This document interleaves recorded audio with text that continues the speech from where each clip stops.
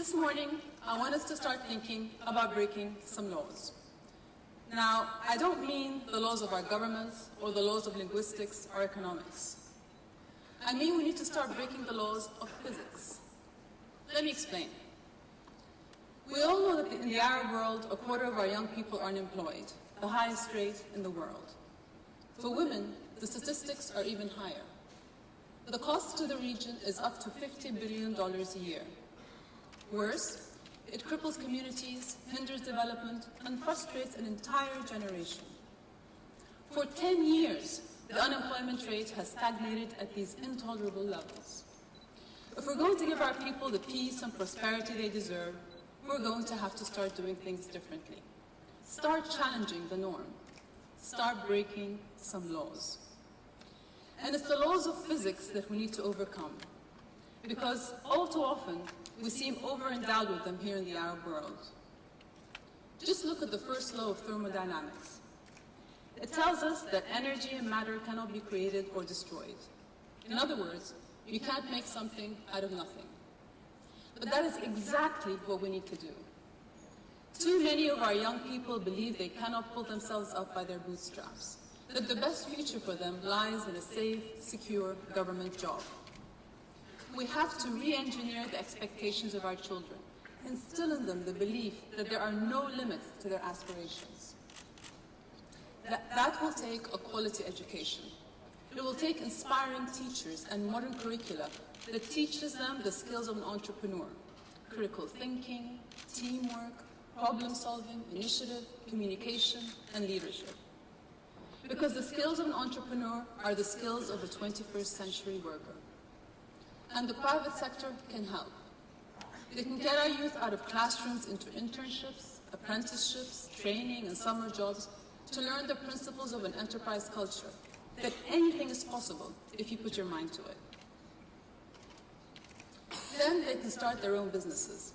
And when we create one entrepreneur, they create 3 or 4 new jobs, sparking a chain reaction that seemingly does the impossible: create something out of nothing.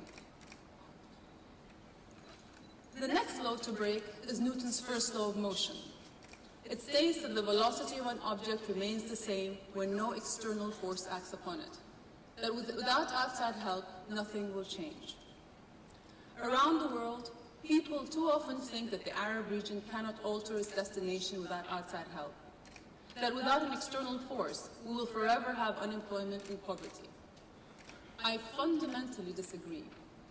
I believe that in every child lies the aspirations of a nation. Partnering with academia, NGOs, and the private sector, we can not only help our children transition from school to work, but reposition our region as a hub of creativity and innovation. Because we have within our people all the potential and power to change our fate, to improve the lives of our loved ones. We can break this law if we support startups, clear burdensome regulations and red tape, and unleash the innovation of small businesses as dynamos of employment. Do not underestimate the entrepreneurial spirit of our young people. In a recent Gallup poll, 15% of young Arabs said they wanted to start a business in the next 12 months, compared to just 4% of Americans and Europeans. We just have to set them in motion. To do that, we'll need to disprove the next law, Hubble's law, which says that the further out an object is in the universe, the faster it's moving away from the Earth. That those out in front make the most rapid progress. It sometimes seems the Arab world has fallen too far behind that we'll never catch up. But we can. I know because others already have. South Korea and Singapore accomplished this feat in the Far East, going from developing to developed nations in a single generation. We can do the same here in the Middle East, but we have to start pulling in more investments. We have to channel funds to where we need them most: schools, startups, and soft skills training. To raise new financing, we have to think afresh. We have to leverage the private sector, tap sovereign wealth funds, widen the net of donors, and uncork the $700 billion currently controlled by women in the Middle East. We have to be more effective with our resources by better coordinating NGOs and paying for what we get out of schools, not just what we put in, for results, not promises.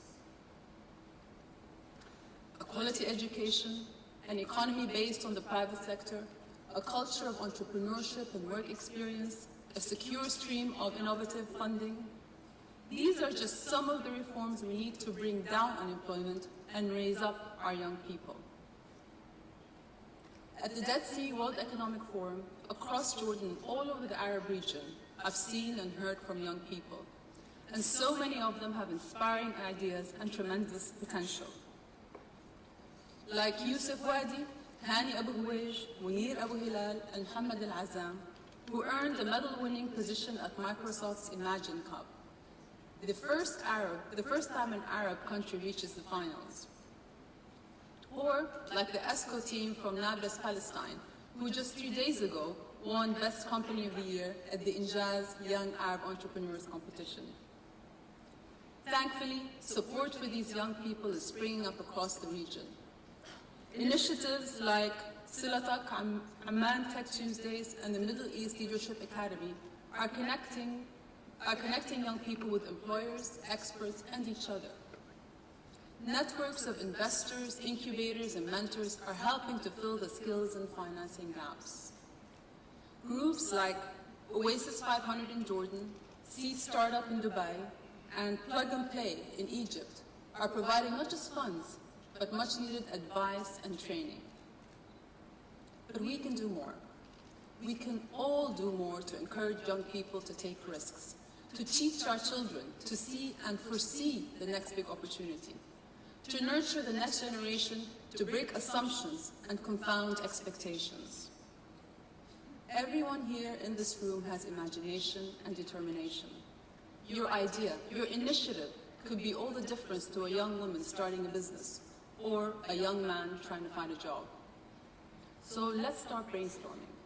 Let's start asking ourselves, how can I help put our young people not just on a path to work, but on a career path to prosperity? How can I inspire a new class of entrepreneurs?